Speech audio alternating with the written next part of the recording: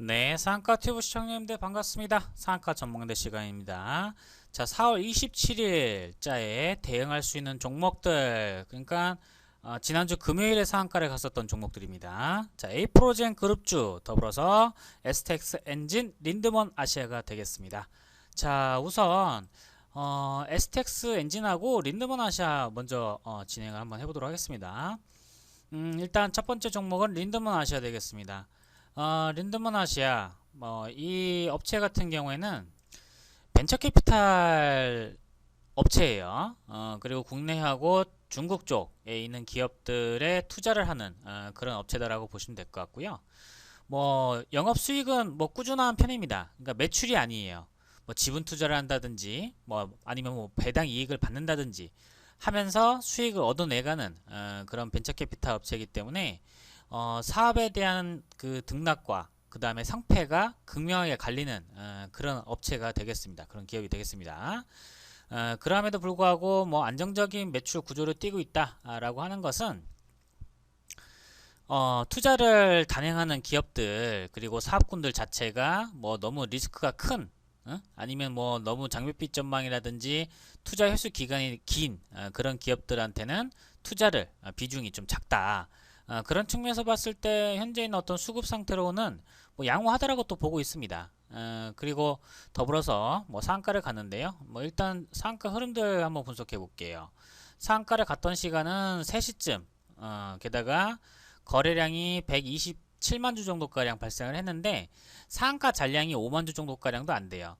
그러니까 일평균 거래량도 뭐 3만 주, 5만 주짜리 굉장히 좀 작은 종목입니다.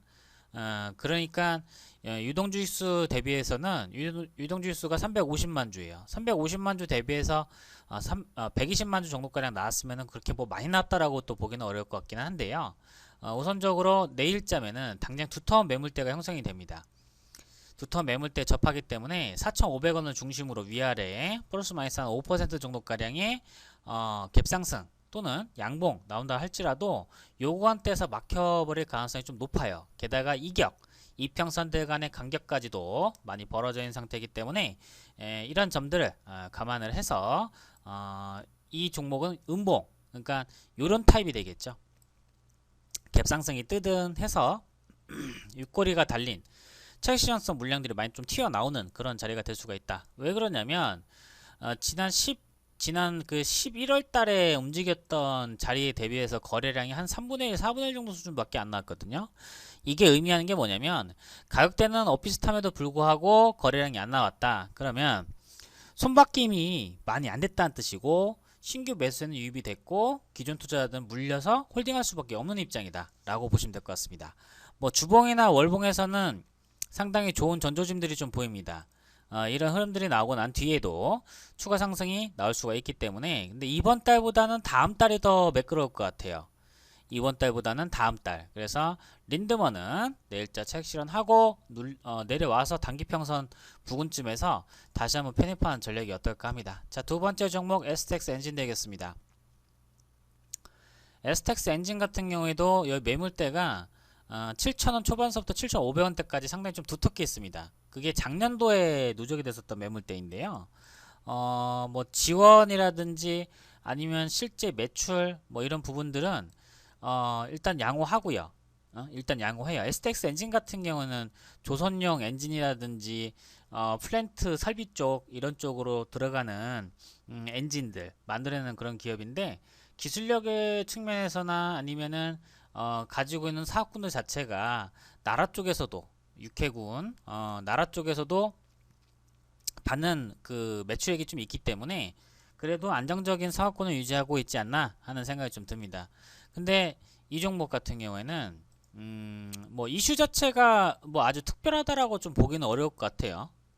이슈 자체가 뭐 노르웨이 법인 청산 절차 진행에 따라서 경영 정상화 기대감 상한가 이렇게 나와 있는데 사실 노르웨이 법인이 굳이 아니다라고 하더라도 유럽령 선방에 포커스를 맞춰서 진출했던 건데 그게 아니다라고 하더라도 현재 국내에 있는 매출만 놓고 보게 되면은 어느 정도 안정세는 더 꾀할 수 있지 않을까 하는 생각이 좀 듭니다.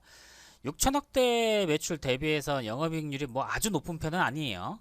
왜냐면 이렇게 특수하게 어떤 제품을 만들어내는 기업들 치고는 10에서부터 한 15% 정도까지는 바라볼 수 있겠는데 그에 반해서는 그렇게 크진 않죠. 따라서 매물대를 앞두고 있기 때문에 행여나 마이너스권에서 시작을 한다라고 하게 되면 양봉을 기대해 볼 수 있겠고, 또는 체액션성 물량이 나오면서 이런 음봉 형태의 타입이 나오면서 오후장에 공략 들어갈 수 있는 자리가 한번 나오지 않을까 싶어요. 어차피 이격이 벌어진 상태에서 역별 상태에서 고개만 내미는 그런 모양새이기 때문에 추가적인 상승 쪽보다는 탄력을 이용해서 매도하고 빠져나온 쪽으로 보시면 될 것 같습니다. 자, 그 다음에 에이프로젠, 이 계열사가 되겠습니다. 에이프로젠 계열사. 그러니까 에이프로젠 같은 경우는 합병 결정에 상한가 이렇게 나왔죠. 상한가 잔량 체크하겠습니다. 850만 주. 에이프로젠이 870만 주 정도가량이 거래된 데에 반해서 850만 주 상장량이면은 상당히 괜찮아요. 근데 여기서 한 가지 아쉬운 게 있습니다. 그게 뭐냐면 일평균 거래량이 유동주수가 1억 주예요. 1억 830만 주.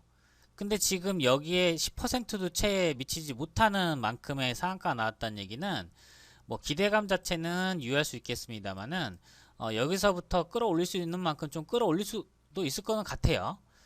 그렇지만 이번 합병 결정이 나고 차후에 뭐 또 진행되려고 하면 상당히 좀 시간이 걸리긴 하겠습니다만은 진행이 되고 나서 추가적인 상승은 4천원대 언저리까지, 이런 자리까지. 근데 음봉이 난다라거나 또 아니면은 실제 합병이 돼가지고 유통거래량 주수가 좀 많이 조율이 된다.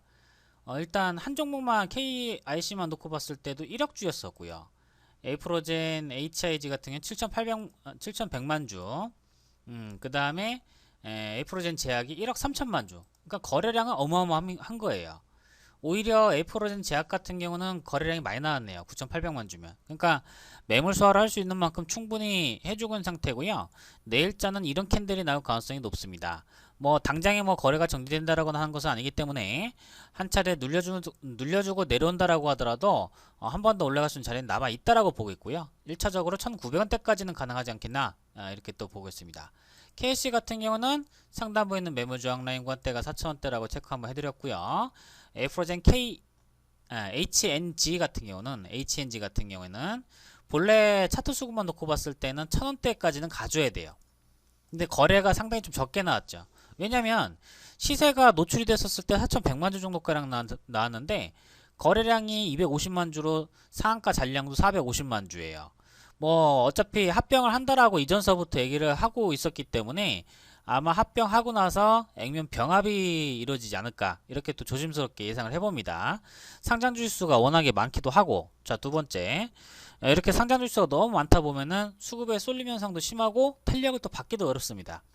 게다가 명색이 유니콘 기업인데 뭐 1,000원짜리 2,000원짜리 이런 기업으로서만 남아있다고 하게 되면 영원히 잡주로밖에 남아있지를 못해요. 어차피 이 종목이 뭐 만원 가고 2만원 가고 당장에 그럴 만한 이슈는 아니잖아요. 단순히 기업들을 물적으로만 합병한다라고 하더라도, 외형적으로 합병한다라고 하더라도, 실질적으로 그렇다 하더라도 우선적으로 현재 있는 구간대에서는 매물저항 라인 구간대 체크를 한번 해 주시면서 가시면 좋은 결과 있지 않을까 하는 생각이 좀 듭니다. 자, 어플, 상한라이더 어플 꼭 가입하시고요. 4월 27일자 아침에 충분히 대응 가능하되 매물대가 있는 종목들이었습니다. 그래서 음봉 유의를 하면서 좋은 수익들 거둬보시길 바라겠습니다. 자, 상한가 튜브 구독, 좋아요 버튼 부탁드리겠습니다. 수강 투자하십시오. 고맙습니다.